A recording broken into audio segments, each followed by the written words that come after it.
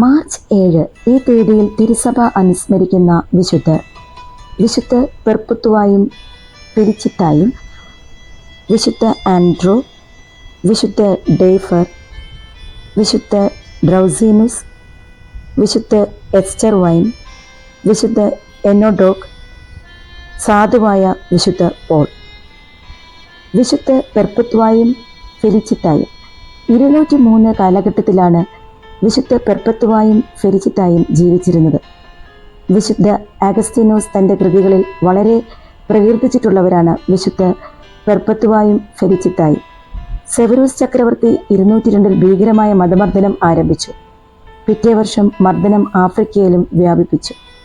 പെർപ്പത്തുവ, ഫെലിച്ചിത്ത, സർത്തുണിനൂസ്, സെക്കുനൂസ്, റെവോക്കാത്തൂസ്, സത്തുരൂസ് എന്നീ 6 നവശിഷ്യർ കാർത്തേജിൽ വെച്ച് അറസ്റ്റ് ചെയ്യപ്പെട്ടു. ഫെലിച്ചിത്ത 7 മാസം ഗർഭിണിയായിരുന്നു. പെർപ്പത്തുവായ്ക്ക് ഒരു കൈക്കുഞ്ഞുമുണ്ടായിരുന്നു. അവളുടെ സഹോദരനായിരുന്നു സത്തുരൂസ്.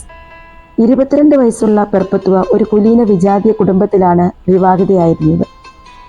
പെർപ്പത്തുവായുടെയും കൂട്ടാളികളുടെയും വധശിക്ഷ നടപ്പാക്കുന്നതിന് നിശ്ചയിച്ചിരുന്നതിൻ്റെ തലേ ദിവസം അവളുടെ തീരുമാനത്തിന് മാറ്റം വരുത്തുവാൻ പുത്രീവത്സരനായ പിതാവ് വളരെ പണിപ്പെട്ടു. പെർപ്പത്തുവ ഒരു കുടം കാണിച്ചിട്ട് അപ്പച്ചനോട് ചോദിച്ചു, "ഇത് ഒരു കുടമല്ലേ? ഇതിന് വേറൊരു പേരുണ്ടോ?" "അതുപോലെ ഞാനൊരു ക്രിസ്ത്യാനിയാണ്, വേറൊരു പേരെനിക്കില്ല." പിതാവ് കോപാക്രാന്തനായി അവളുടെ നേർക്ക് പാഞ്ഞു ചെന്നു. കണ്ണിൽ കുത്തുമോ എന്നവൾ ഭയപ്പെട്ടു. എന്നാൽ ഒന്നും ചെയ്യാതെ പരിഭ്രാന്തനായി പാഞ്ഞു പോവുകയാണ് ചെയ്തത്. താമസിയാതെ പെർപ്പത്തുവായും കൂട്ടരും ജ്ഞാനസ്നാനം സ്വീകരിച്ചു. അവർ വെള്ളത്തിൽ നിന്ന് കയറുമ്പോൾ ശാരീരിക വേദനകൾ സഹിക്കുവാനുള്ള ശക്തിക്കായി പരിശുദ്ധാത്മാവിനോട് പ്രാർത്ഥിച്ചു.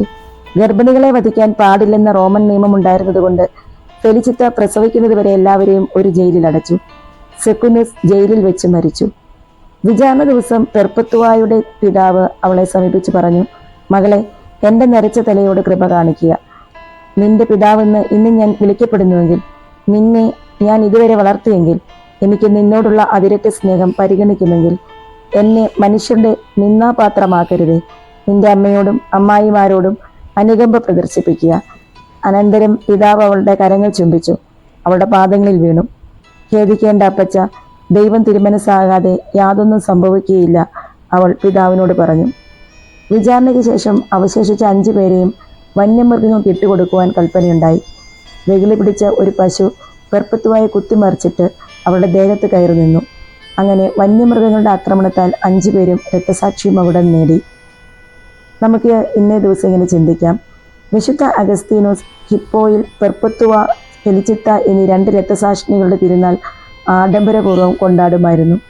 അദ്ദേഹം ഇങ്ങനെ പ്രസംഗിക്കുമായിരുന്നു: "ബലഹീനമായ സ്ത്രീവർഗത്തിൽ ഇത്ര മഹാത്യാഗം മഹത്വത്തിന് നിദാനമാണ്.